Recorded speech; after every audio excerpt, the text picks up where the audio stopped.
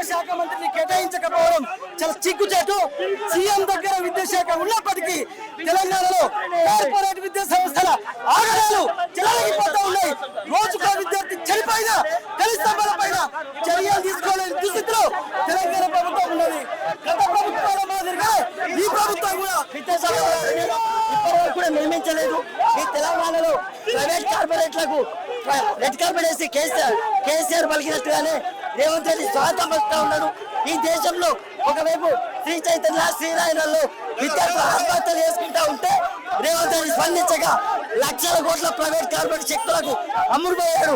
ఫీజుల నియంత్రణ అమలు లేక విద్యార్థులు ప్రాణాలు తీసుకుంటున్నారు.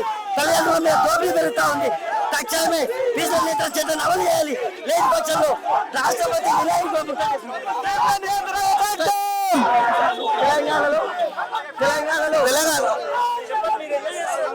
ఫీజు చట్టం రాష్ట్రంలో తీసుకురావాలని వేలాది మంది తల్లిదండ్రులు లక్షల ఫీజులు కట్టలేక ఇబ్బంది పడుతున్నారు. మొత్తం కూడా రాష్ట్రంలో రేవంత్ రెడ్డి గవర్నమెంట్ వచ్చినాక మేము ఫీజు చట్టం తీసుకొస్తామని మాట్లాడిన ఈ రోజు రేవంత్ రెడ్డి వాళ్ళు ఒక మేనిఫెస్టోలో హామీలు ఇచ్చిన రేవంత్ రెడ్డి ఎందుకు ఈ రోజు కూడా ఫీజు రెగ్యులేషన్ యాక్ట్ తీసుకురాలేకపోతున్నారు? ఎన్నో కొన్ని లక్షల ఫీజులు వసూలు చేస్తున్నారు. ఎల్కేజీ నుంచి నర్సరీ వరకు ఇప్పుడు పేద విద్యార్థులు మధ్యతరగతి విద్యార్థులు ఎందరో కూడా వాళ్ళ యొక్క పిల్లల్ని చదివించలేక ఇబ్బంది పడుతున్న రోజులు ఉన్నాయి. కాబట్టి ప్రభుత్వం ఇప్పటికైనా వాళ్ళ మీద దృష్టి సారించి అనేక స్కూళ్ల మీద కఠిన చర్యలు తీసుకోవాల్సిందిగా అలాగే ఫీజులు నియంత్రణ చేయడానికి కూడా తీసుకోవాల్సిందిగా మేము పీడీఎస్గా డిమాండ్ చేస్తా ఉన్నాం.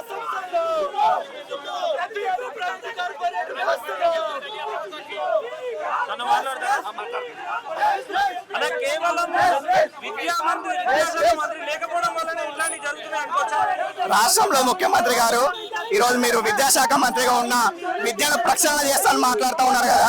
ఈ రోజు మరి ప్రక్షాళన చేస్తున్నారు విద్యాశాఖ మంత్రి. లక్షల రూపాయలు ఫీజులు వసూలు చేస్తున్నటువంటి ప్రైవేట్ కార్పొరేట్లకు వ్యతిరేకిస్తూ మీరు ఫీజుల నియంత్రణ చట్టం తీసుకొస్తానని మాట్లాడి ఉన్నారు కదా.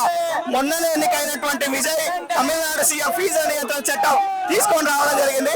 మరి 2.5 సంవత్సరాలు గడుస్తా ఉన్నా ఎందుకు ఫీజుల నియంత్రణ చట్టం తీసుకురావట్లేదని మేము అడుగుతా ఉన్నాం. కాబట్టి వెంటనే పేద ప్రజలకు మధ్యతరగతి ప్రజలకు భారమైనటువంటి ఫీజులు కట్టలేక ప్రైవేట్ కార్పొరేట్ విద్యా సంస్థల దోపిడీ నిర్వహించడం కోసం మీరు వెంటనే ఫీజుల నియంత్రణ చట్టం తీసుకురావాలి.